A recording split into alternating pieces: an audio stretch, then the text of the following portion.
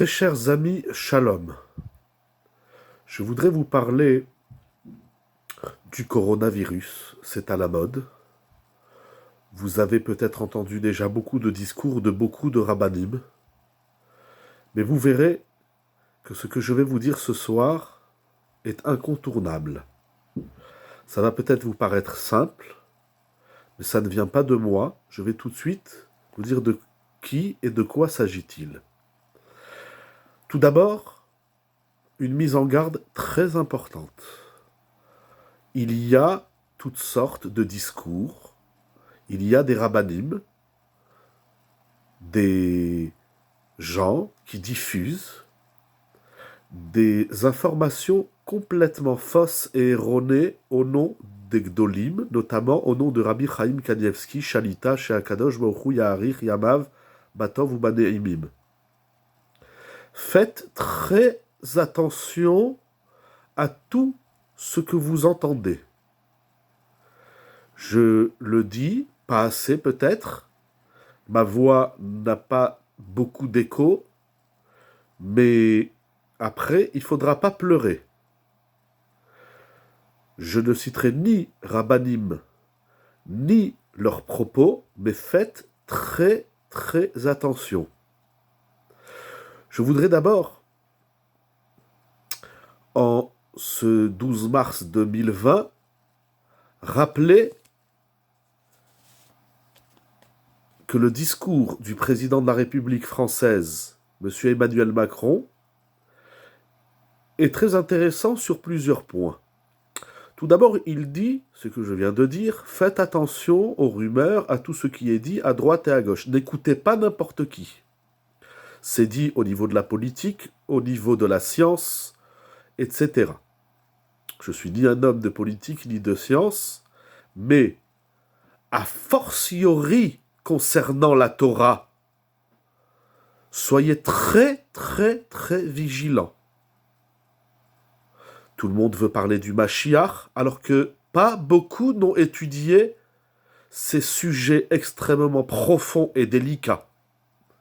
Au traité Sanhedrin, à la fin du traité Sanhedrin Perek Relek, à la fin du traité Sota, n'oubliez pas cette phrase clé de Maïmonide du Rambam, à la fin des Ilchot Melachim, qu'il écrit, vous pouvez le lire dans le livre, je n'invente rien, il écrit le Rambam, nul ne sait comment les choses vont se produire tant qu'elles ne se produiront pas.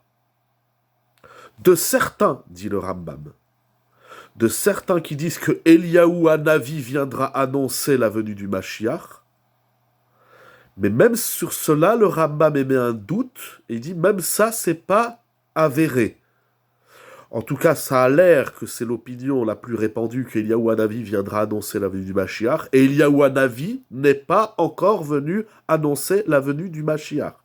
Attention à toutes les bêtises que vous entendez, sauf si vous ne voulez pas écouter la voix de la Torah. Le discours du président Macron est très intéressant pour un président, parce qu'il a parlé d'union et de solidarité. C'est extraordinaire. Lorsqu'il y a la hardout, lorsqu'il y a l'union, on peut combattre tous les maux, les guerres, les drames de la vie. Je vais vous faire part d'un épisode personnel. J'ai rencontré un jour un grand médecin, un gynécologue, juif, et on a parlé de l'avortement. Il m'a demandé ce que pensait la Torah, c'est un médecin qui est loin de la Torah. Il voulait savoir qu'est-ce que la Torah pense. On a longuement discuté de ce sujet,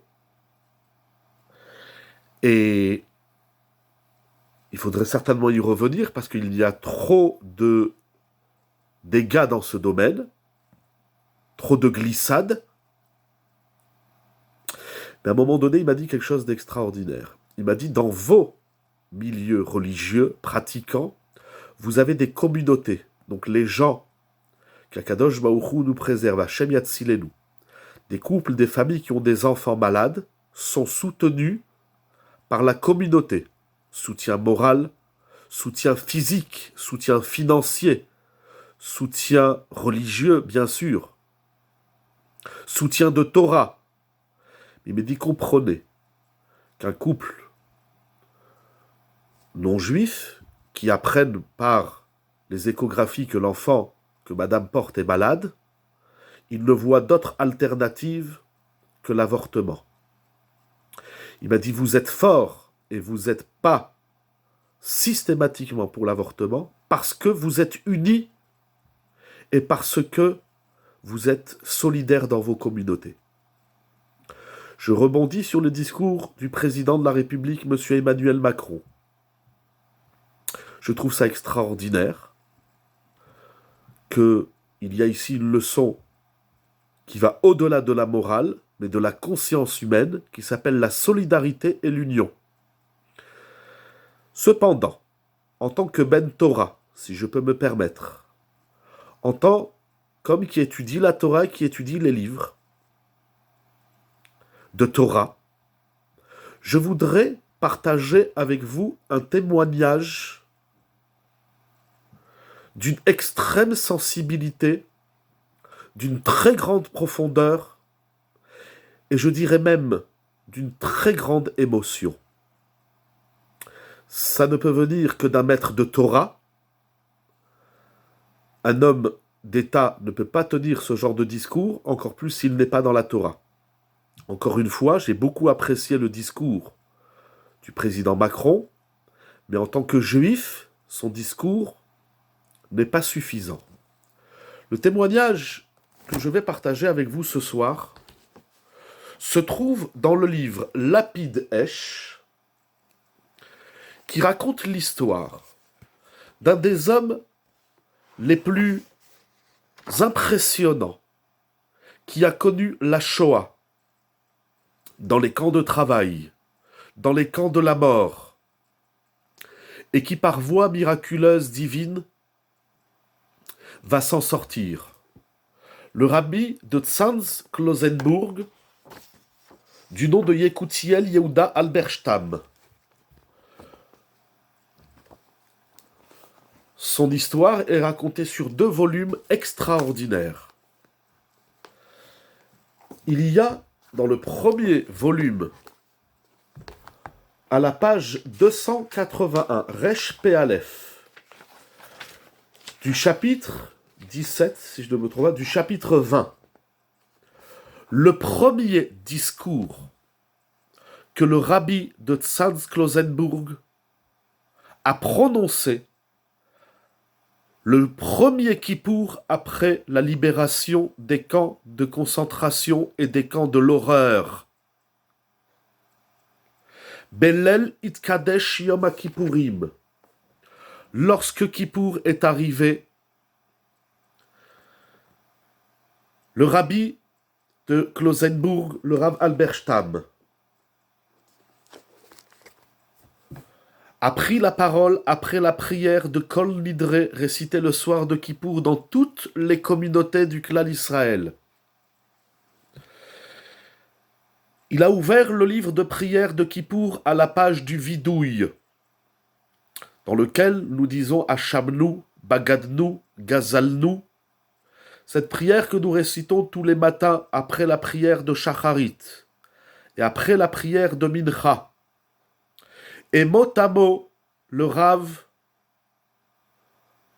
a décortiqué chaque mot de ce vidouille. Et de même du long vidouille de Rav Nissim Gaon al-Chet Shechatanu Lefanecha. Et mot à mot, il a pris chaque faute qui est énoncée sur laquelle on se confesse devant Akadosh Baruch Hu. Et il a crié dans le ciel et il a dit à Akadosh Baruch Hu, comment ce Kippour je peux dire que j'ai fauté? De quoi je dois me repentir et faire teshuva? Dans les camps de concentration, dans les camps horribles, de l'inimaginable, des tortures, avons eu, nous, l'opportunité de fauter, le temps, la force De quoi dois-je me confesser? Gazalnou, avons-nous volé? Avions-nous la force, le temps, les moyens, la possibilité de voler? Sur cela, le Rav raconte une petite histoire qui est de grande leçon de ce qui lui est arrivé. Mais je ne veux pas être trop long. Dibarnou Dofi, nous avons parlé du mal. Il a demandé le rabbi de Klausenburg. Nous n'avons même pas la force de parler, nous n'avons même pas la salive pour parler. Comment se repentir sur cela? Latsnou, nous sommes des moqueurs. Mais de quelle moquerie? On s'est moqué de nous. Maradnou. J'espère que je suis fidèle. Mais en tout cas, j'ai le livre et je le lis en même temps que vous. Quelques phrases. De qui nous sommes-nous rebellés? Nous? Comment est-ce possible? On s'est rebellé d'Akadosh Baruch Hu. Au contraire, on a pris des coups, on a souffert. Des horreurs. Comment? Je peux dire en ce Kippour, premier Kippour, après la libération des camps de Dachau, d'Auschwitz, des camps de l'horreur humaine, de l'inconcevable. Le rabbi de Klausenburg, il a dit, moi, j'ai pas fauté dans les camps de concentration. Je n'ai pas fauté. De toutes ces fautes qui sont écrites dans le Marzor, dans le livre de Kippour, je n'ai pas fauté. Le rabbi de Klausenburg, le Rav Albert Stam Zecher Tzadik Vekadosh Livracha, a fermé le livre de Kippour. Et il a dit à l'assemblée, Ir'im kolo mechadash.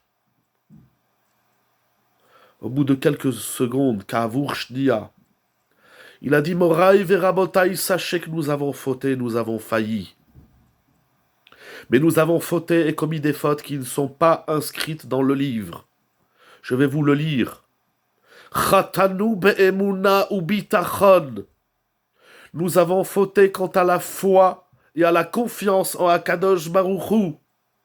Ha'im lo ir'arnu lifamim mirov yeush bamachane. Est-ce que parfois, quand nous étions dans ces camps de la mort, nous n'avons pas eu une pensée qui a surgi dans notre esprit, une pensée d'abandon, une pensée de fatalité?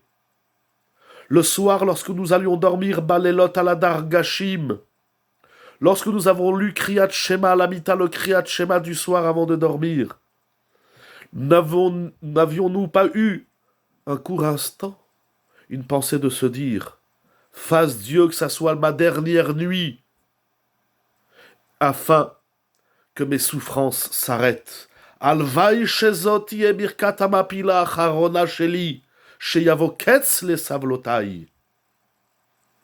Combien de fois nous avons prié à Kadosh Baruch Hu et nous lui avons dit, Ribono shel olam en li koach yoter, je n'ai plus de force, reprends mon âme, afin que demain matin je n'ai pas besoin de te dire, Modé ani lefanecha. Et lorsque le matin nous avons vu que de nos frères et de nos sœurs sont morts, de faim, de froid, de fatigue, d'horreur, n'avions-nous pas pensé un court instant, ah la chance qu'ils ont, et nous avons peut-être ressenti un moment de grande défaite, de dire, ah, il a la chance, il est mort, il verra plus les horreurs. Nous avons fait preuve de désespoir. Ça, c'est la faute sur laquelle le rabbi de Klausenburg, le premier Kippour, après la liberté des camps de concentration, j'ai toute son histoire, il faut lire ce livre émouvant, vrai, authentique, profond, d'un maître qui va rester fidèle à Kadosh Baruch Hu, et voilà de quoi il se repent. Nous devons aller nous levakesh miribono shalolam, nous devons prier à Kadosh Baruch Hu que reviennent la emuna et le bitachon, la foi et la confiance totale et absolue en Akadosh Baruch Hu. Bitrou b'Hashem adéad. Oui, il y a de la panique. Oui, il y a de la méconnaissance. Oui, il y a de l'ignorance. Oui, les États s'écroulent. Oui, le monde s'écroule. Eh bien non. C'est un mensonge.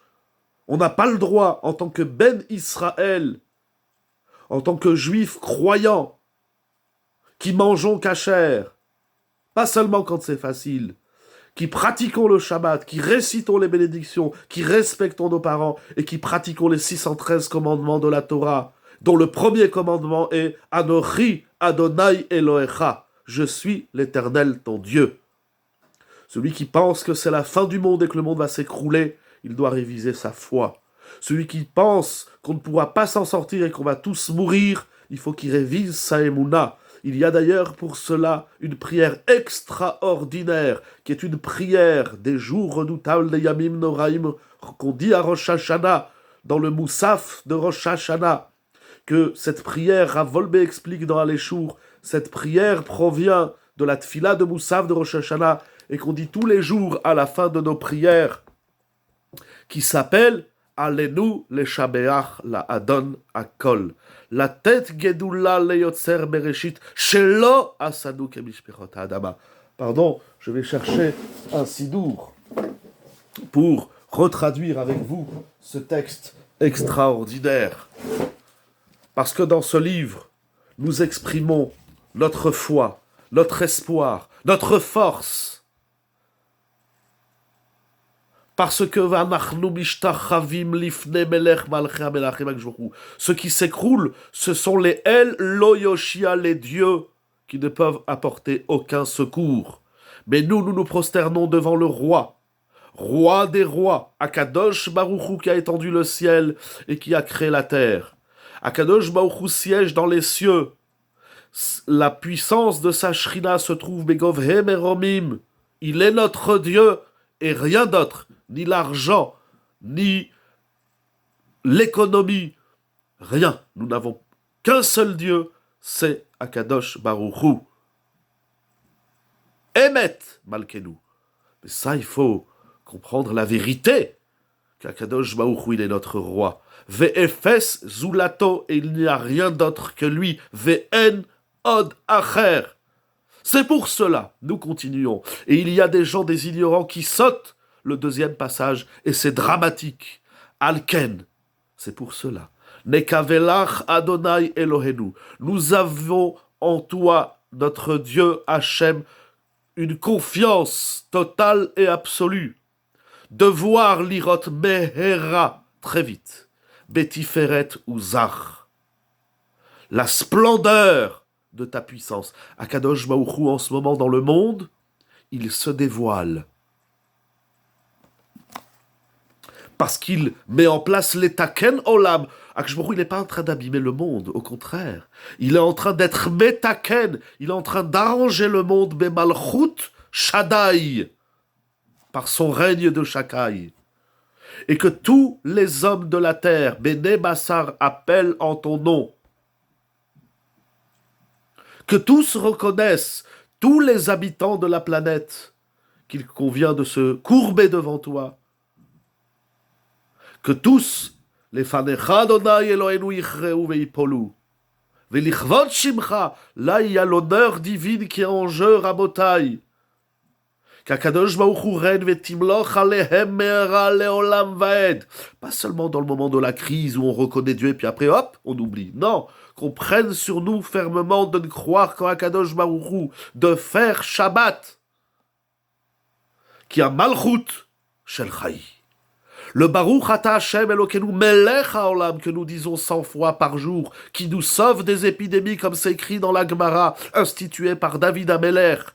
Du temps de David Amelech, il y avait 100 morts tous les jours. Et il a institué de dire les 100 bénédictions.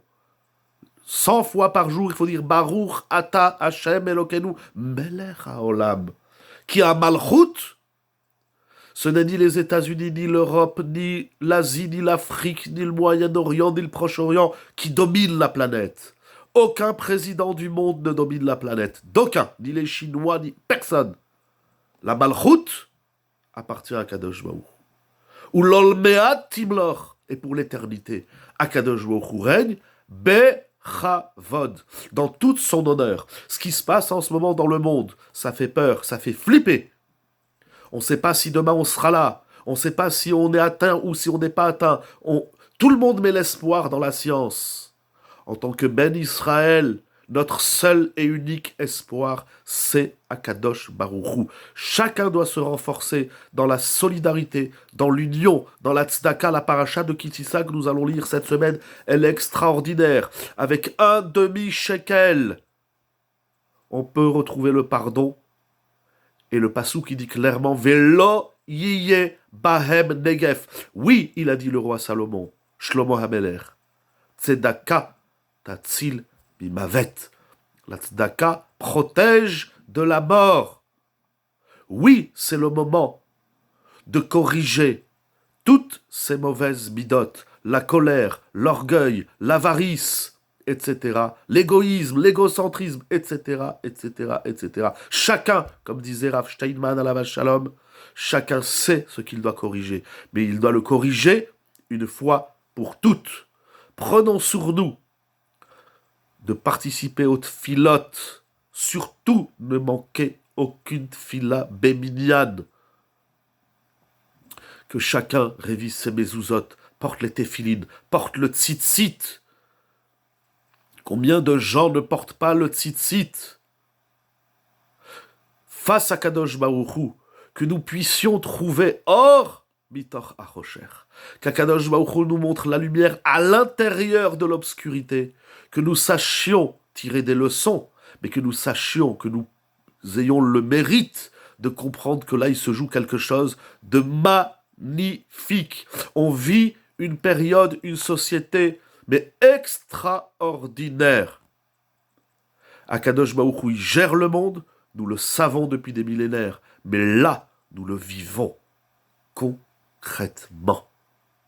Ce ne sont pas que des théories, ce ne sont pas que des hypothèses, ce ne sont pas que des idéologies. Le monde entier, c'est quelque chose d'inouï, d'exceptionnel. Bien sûr, il faut respecter la loi de l'État, il faut respecter les consignes de l'État et de la médecine et de la science, cela va sans dire. Mais, n'oublions pas l'essentiel. En tant que Ben Israël, en tant que juif, fils de Akadosh Baruch Hu, Melech Malchei Melachim, nous avons la Emouna.